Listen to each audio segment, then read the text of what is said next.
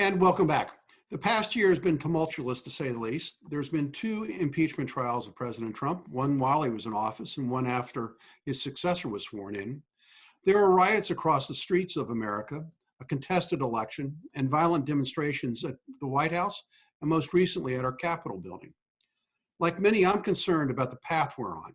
We are a society that prides itself on free speech and tolerance of difference of opinions. But increasingly, we seem like a society that has lost its bearings, that some opinion that were legitimate yesterday, last week, or even last year are today deemed unacceptable. And uttering those words or opinions, or even in an unartful way, can lead to ruin. I want to explore this idea of how we view the national debate.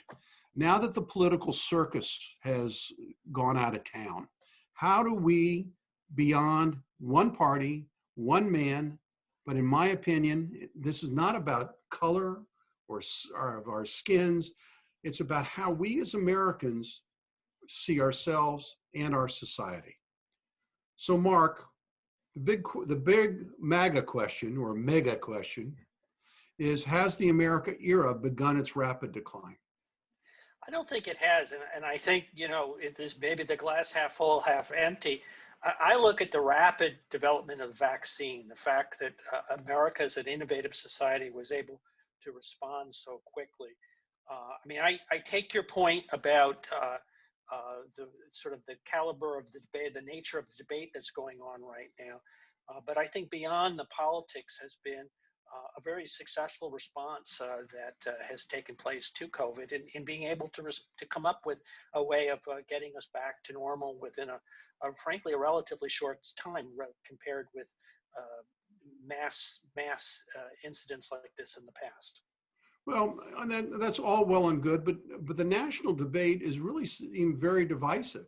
Sure. And so, Ron, with Democrats controlling both the White House and the two houses of Congress, are we going to be able to unify as a nation, or are we going to continue to be divided?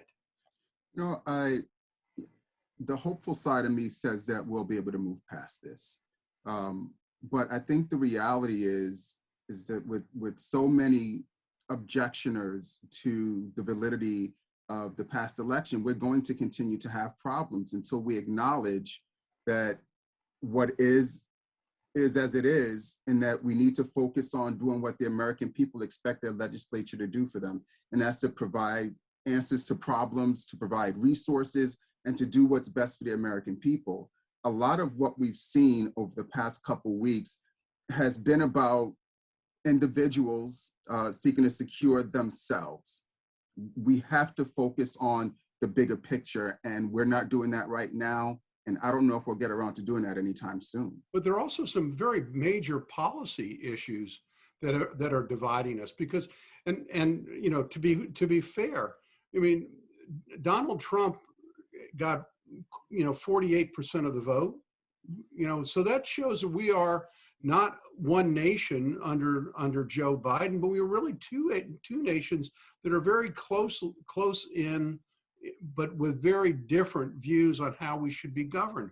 Now, Jerry, I want to go to you, and I asked you on the show because I think your perspective, I mean, you've been a true blue Trump believer for a long time. It's going to be decidedly different than those inside the Beltway. Is it possible for us to come together as a country? No, it isn't, because the things are opposed. When you and I were born, Casey, the richest city in the country was Detroit. The middle America, they made things. Now it's Washington. What makes money for people inside the Beltway is influencing government, contracts, regulations, oversight. It doesn't work for middle America, and they know it. They're in a fight for their life, and the only champion they've had was Donald Trump. The Democrats used to be their champion. They abandoned them. The Republican Party gave them lip service, and they chose cheap labor instead of working for middle America. There's no way to reconcile these things. And the left has succeeded brilliantly in branding the 75 to 80 million people that voted for Donald Trump as the scapegoats. January 6th was this ongoing exaggeration in Washington has made them so that they can't even have a demonstration. big tech and big media has silenced them. This majority now is silenced and invisible. And nobody inside the Beltway will get their vote for a national election. These people know what they're up against, and it's not what anybody in Washington thinks.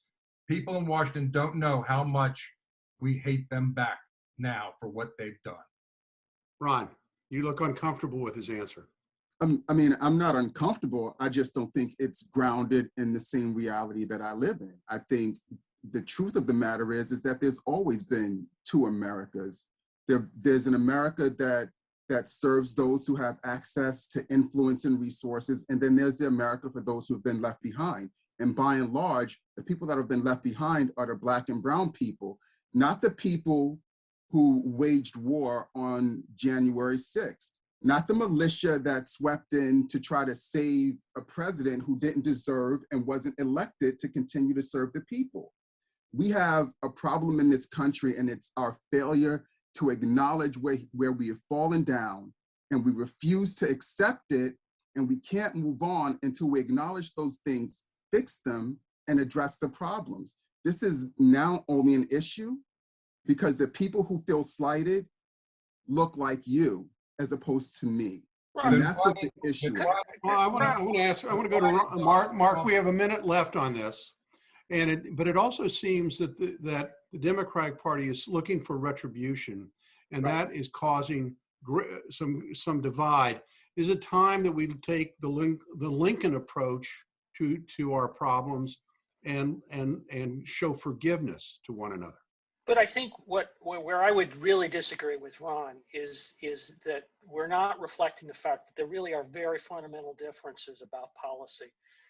Donald Trump had an economic policy that I'm assuming Ron or Joe Biden don't agree with, that resulted in the poverty rate reaching the lowest level since 1960s. Successful economic policies prior to COVID, they reflect a different approach than what we'll see during the Biden administration.